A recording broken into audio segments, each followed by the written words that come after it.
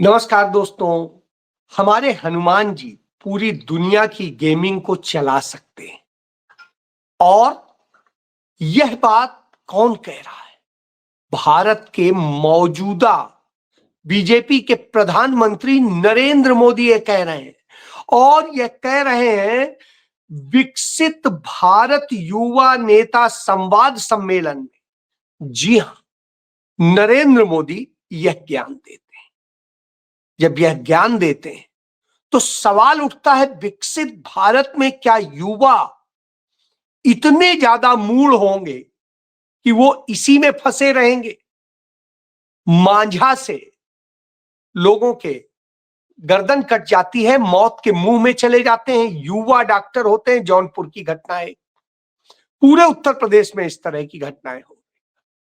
लेकिन हनुमान जी का gaming app उसे नहीं रोक पा रहा है। स्थिति यह है, चीन लगातार भारत में घुसपैठ कर रहा है, भारत में अपने तमाम तरह के जाल फैला रहा है, लेकिन हनुमान जी का गेमिंग ऐप उसे कुछ नहीं कर पा रहा है। हनुमान जी का गेमिंग ट्रंप को नहीं रोक पा रहा है। सब कुछ हो रहा है। तब सवाल उठता है कि भारत में प्रधानमंत्री की कुर्सी पर बैठे नरेंद्र मोदी क्या ज्ञान विरोधी हैं, विज्ञान विरोधी हैं? किसको वो मंद बुद्धि समझते हैं या खुद है? ये बड़े सारे सवाल खड़े हैं। ये सवाल इसलिए खड़े हैं कि हनुमान जी की आज जब आप बात कर रहे हैं, करिए, धर्म में करिए, धर्म की बातें करिए, सब कुछ करिए, लेकिन कम से कम उसे इस तरह से तबाह मत कीजिए कि भारत की व्यवस्था क्या है। यदि इतना ही है तो फिर भारत का रुपया एशिया का सबसे बुरा परफॉर्मिंग क्यों हो गया है, इसका भी जवाब दे दीजिए। और इसका जवाब शायद किसी के पास नहीं होता है। क्यों? क्योंकि इसका जवाब देने के लिए आपको उस स्थिति में भारत की इकोनॉमी को लेके जाना पड़ेगा। अब जान लीजिए, पूरे 2025 की एशियाई देशों की जो करेंसी की रिपोर्ट आई है, उसके मुताबिक भारत का रुपया सबसे ज्यादा गिरावट वाला रुपया है। यानी हमारी करेंसी, जहां डॉलर के मुकाबले हम -6% के साथ एशिया में सबसे बुरी हालत में। और चीन लगातार बेहतर प्रदर्शन कर रहा है, वो प्लस में जा रहा है। और यह गिरावट अपने आप में शर्मनाक है। रुपया, चाहे वियतनाम की बात करें हम, चाहे इंडोनेशिया की बात करें, चाहे दक्षिण कोरिया की बात करें, चाहे चीन युआन की बात करें, चाहे सिंगापुर की बात करें, थाईलैंड की बात करें, किसी की बात करें, सभी के मुकाबले लगातार रुपया बुरी हालत में है। और जब रुपया इतनी बुरी हालत में हो तो आप क्या कहेंगे कि अच्छा, तो किसकी दौलत बढ़ रही है? तो साहब, दौलत तो बढ़ रही है भाजपा नेताओं की। ये देख लीजिए, सांसद सतीश गौतम की संपत्ति में 208% की वृद्धि हुई है। ये अलीगढ़ से सांसद है। तो अब आप बताइए, रुपया तो नहीं बढ़ रहा है, लेकिन भाजपा के सांसदों की दौलत बढ़ रही है। नरेंद्र मोदी न खाऊंगा न खाने दूंगा वाले किसको खिला रहे हैं और किसको क्या खा रहे हैं, इस पर मैं बात नहीं करूंगा। इस पे बात करूंगा कि अब भारत सरकार खुद फ्रॉड करने लगी है। इसका उदाहरण देख लीजिए। यह है, रेलवे ने रिटायर्ड कर्मचारियों को चांदी के सिक्के देकर सम्मानित किया, सारे नकली निकले। यानी कहा गया कि चांदी का सिक्का दिया गया और निकला क्या? नकली। तब क्योंकि हर चीज फ्रॉड पे टिकी हुई है। और उस फ्रॉड का खुलासा तब हो जाता है जब चीन अपने ट्रेड का पूरा जारी करता है रिपोर्ट, और उसमें कहता है चीन 1.2 ट्रिलियन डॉलर का ट्रेड का सरप्लस हो गया है। यानी $1.25 ट्रिलियन, हम कहते हैं हमारी 5 ट्रिलियन की इकोनॉमी होगी। उसका सिर्फ ट्रेड से जो प्रॉफिट है इस साल का, वो 1.2 ट्रिलियन हो गया है, और जिसमें भारत का सबसे बड़ा योगदान 10% का है। यानी पूरी दुनिया के देशों का मिला के 90% है और अकेले भारत का 10%। अब आप समझ लीजिए कि इसका मतलब है नरेंद्र मोदी ने किस तरह से भारत को चीन के आगे सरेंडर करा रखा है। और इसी सरेंडर का नतीजा आपने देखा कि कैसे चीन की कम्युनिस्ट पार्टी के तमाम पदाधिकारी आते हैं और बीजेपी आरएसएस के दफ्तर में बैठ करके उनके साथ में चर्चा करते हैं, रणनीति बनाते हैं चुनाव जीतने और सबके कैसे कैसे खेल किए जाएंगे, क्या किए जाएंगे, ये किया जाता है। और आपको किस में उलझाया जाता है? आपको उलझाया जाता है धर्म के नाम पे, आपको उलझाया जाता है जाति के नाम पे, आपको उलझाया जाता है तमाम दूसरी चीजों पे। तब पूछिए हनुमान जी का गेम कहां चला गया जो सबसे बड़े गेमिंग वाले हैं? जवाब नहीं है। उसका उदाहरण आप देख लीजिए, ये मंदिर है और ये कहीं और नहीं, काशी में। काशी में, मूल काशी में घाटों पे जो मंदिर सालों साल सदियों से बने हुए थे उन्हें कैसे तोड़ा जा रहा है और कैसे मूर्तियां और सब कुछ डाली जा रही, तथाकथित रेनोवेशन के नाम पे लोक माता देवी अहिल्याबाई होलकर द्वारा बनवाए गए। अब आप सोचिए, अहिल्याबाई होलकर कह के ये इंदौर से लेके वाराणसी तक और देश भर में तमाम चीजों पे भड़काते हैं और करते हैं, और ये स्थिति है उनके द्वारा बनवाए गए वो मंदिर तोड़े जा रहे हैं। अब जब वो तोड़े जा रहे हो जो 1771 में या उससे पहले के बने हैं, तो अब आप बताइए कि उस स्थिति में आप कहेंगे फिर एक और देख लीजिए, गंगा में एक क्रूज चल रहा है और इस क्रूज से गंगा में ये पानी आ रहा है और नगर निगम ने कहा है कि ये पूरी तरह से गलत है। लेकिन साहब, ये जो विवेकानंद क्रूज नरेंद्र मोदी और योगी की सरकार ने चलवाया है गंगा में, गंगा कोई विहार की चीज नहीं, गंगा एक पवित्र है जिन्हें माता कहा था, खुद नरेंद्र मोदी ने कहा था मुझे गंगा मां ने बुलाया है। आज उस वाराणसी में उसके अंदर सीवरेज छोड़ा जा रहा है जो लोग क्रूज में सफर कर रहे हैं। अब आप बताइए ना, सीवरेज जाएगा कहां? वहीं आएगा। तो वो किया जा रहा है, पहले बाहर का छोड़ा जा रहा था, अब तो सीधे गंगा में चलते चलते छोड़ते रहिए।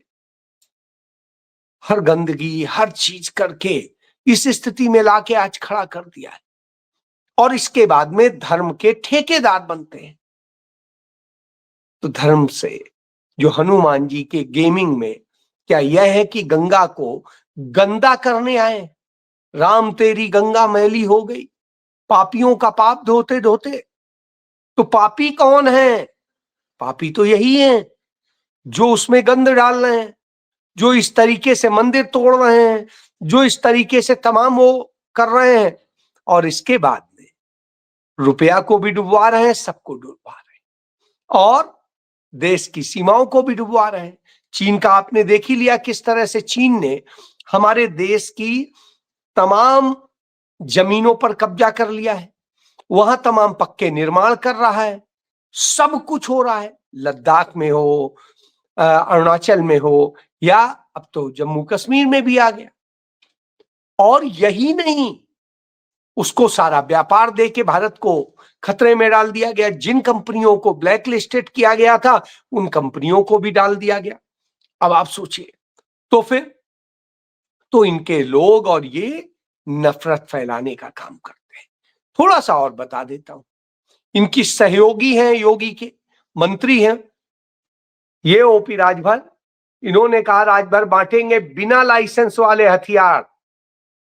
अब आप सोचिए, मिनिस्टर है, संविधान की कसम लेके आता है, कानून का पालन कराना जिम्मेदारी है, और वो सरेआम कह रहा है उसके खिलाफ ना राष्ट्रद्रोह का मुकदमा दर्ज होगा, ना सामान्य मुकदमा दर्ज होगा, ना कुछ होगा।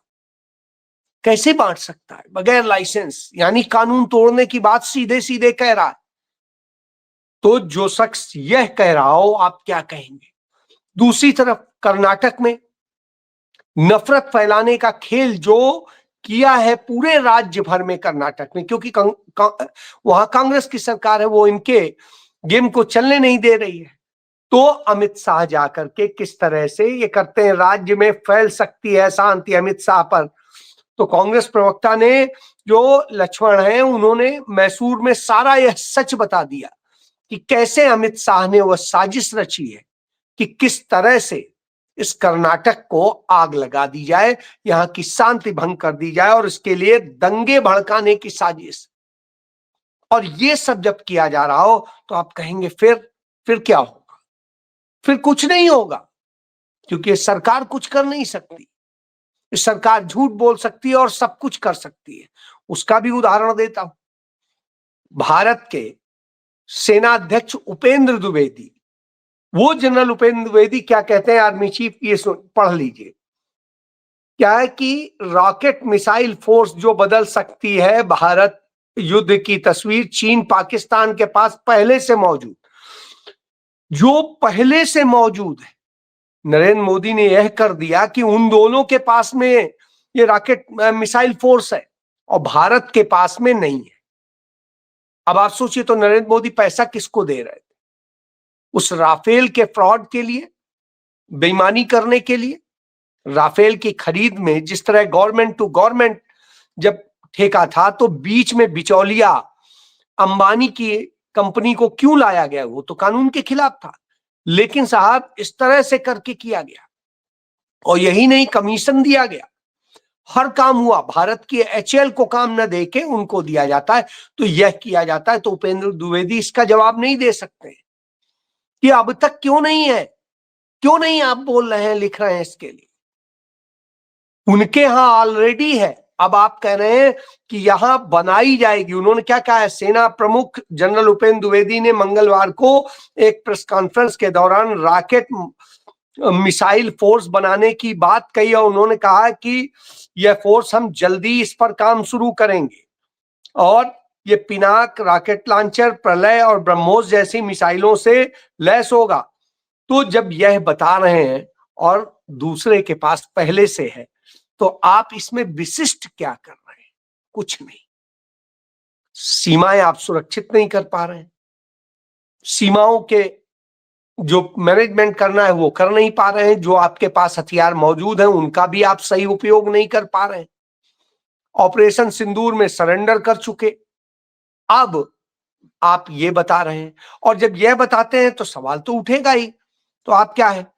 क्योंकि इसमें और बड़ी खबर देख लीजिए कि सऊदी अरब किस तरह से प्लान किया है कि सऊदी अरब की दौलत होगी, पाकिस्तान के परमाणु हथियार होंगे, तुर्की की मिलिट्री होगी और ये सब मिलकर के इस्लामिक नाटो बनाने की तैयारी है। इस्लामिक राष्ट्रों की नाटो बनाएंगे और इसके जरिए कैसे जो तमाम सारे वह देश हैं जो इस तरह की समस्याएं पैदा करते हैं, उनके खिलाफ एक बड़ी तैयारी की जा रही। इतना सब कुछ हो रहा है हमारे आसपास, उन पर नरेंद्र मोदी का ध्यान नहीं। उनके हनुमान जी की गेमिंग यहां क्यों नहीं चल रही है? क्यों नहीं हनुमान जी से वो कह रहे हैं? सवाल उठेगा। सवाल इसलिए उठेगा क्योंकि बार बार इस तरह की बात करके नरेंद्र मोदी इस देश को संकट में डाल देते हैं। और जब संकट में डालते हैं तो हमें आपको सोचना चाहिए। इसीलिए राहुल गांधी ने समझाया। राहुल गांधी इसी बीच में मैसूर आए और मैसूर से वो तमिलनाडु गए एक स्कूल के कार्यक्रम में हिस्सा लेने, और वहां के बाद वो वायनाड भी जाते हैं और वहां पे वो सभी जगह की पूरी गणित को समझते हैं कि किस तरीके से अमित शाह इस इलाके में आकर के नफरत फैलाने का खेल करके गए। जी हां, ये सारी चीजें आती हैं तो सावधान करते हैं और वो ये बताते हैं कि यह देश किसी एक व्यक्ति का नहीं है, एक धर्म का नहीं है, एक जाति का नहीं है, एक भाषा के व्यक्ति का नहीं है, एक क्षेत्र का नहीं है। यह देश सबका है और सबको मिला करके बना है। हर भाषा, हर धर्म, हर जाति, हर किसी का, क्षेत्र का, सबका एक महान योगदान है। इसलिए सबकी भागीदारी है, और सबकी भागीदारी है तो सबका सम्मान भी करना जरूरी है। और जब राहुल गांधी यह संदेश देते हैं तो नरेंद्र मोदी और उनके लोगों को खराब लगता है, क्योंकि वो तो नफरत फैलाना चाहते हैं। पंडित जवाहरलाल नेहरू और उनकी टीम ने मिलकर के जो 562 रियासतें थी उनको जोड़ के एक बनाया था, एक भारत। और नरेंद्र मोदी ने उन्हें तोड़ने का काम किया है। कहीं नॉर्थ ईस्ट में लड़ाई लड़ाने का काम किया है, तो कहीं दक्षिण और उत्तर में लड़ाने का काम किया है, तो कहीं पश्चिम के हिसाब से चले हैं और कहीं उत्तर का गोबर पट्टी में लड़ा रहे हैं। कहीं हिंदू मुस्लिम लड़ाते हैं, कहीं हिंदू सिख लड़ाते हैं, कहीं हिंदू ईसाई लड़ाते हैं, और ये सब लड़ाने के क्रम चल रहे हैं। लड़ा के देश को बांटने की जो स्थिति है वो देखने को मिलती है। केरल में हो या कर्नाटक में हो, तमिलनाडु में हो, यहां आज की डेट में जो काम करने आ रहे हैं मजदूर, या तो वो नॉर्थ ईस्ट के हैं या बिहारी हैं। अब आप सोचिए कितना बर्बाद किया है। कुछ उत्तर प्रदेश के भी हैं। यह अपने आप में चिंताजनक है कि इन राज्यों ने तो आपको एकोमोडेट किया है, लेकिन आप जिस तरह से कर रहे हैं, यदि इन्होंने आपके साथ हाथ खड़े कर दिए तो आपके यहां क्या होगा? ये अराजक हो जाएंगे बच्चे, और जाके क्राइम के सिवा और करेंगे क्या? तब आप कैसे जिएंगे? बहुत बड़े सवाल। इन सारे सवालों का जवाब देना चाहिए। साहब, हनुमान जी गेमिंग नहीं करेंगे। गेमिंग भारत की सरकार को करनी होगी, जिससे यहां अधिक से अधिक रोजगार मिले, अच्छी शिक्षा मिले, अच्छा स्वास्थ्य मिले। और इसके लिए जब तक कमिटेड नहीं होंगे कुछ नहीं होगा, क्योंकि यही देश के लिए बेहद जरूरी है। जी, यह हम सबको समझना चाहिए। नहीं तो चारों तरफ से दुश्मनों ने भी घेर लिया है, हमारी अर्थव्यवस्था चौपट हो गई है, रुपया लूट रहा है, चीन हमें लूट रहा है, और न सिर्फ जमीनें बल्कि हमारा पैसा भी। अमेरिका हमें आंख दिखा रहा है बार बार टैरिफ और दूसरे तरीके से, और इसके बाद में दुनिया में हम अलग थलग पड़ गए, क्योंकि नरेंद्र मोदी ने टुकड़े टुकड़े गैंग जो पैदा किए, वो टुकड़े टुकड़े गैंग देश का टुकड़े टुकड़े कर रहे हैं। जी, यह सत्य। जय।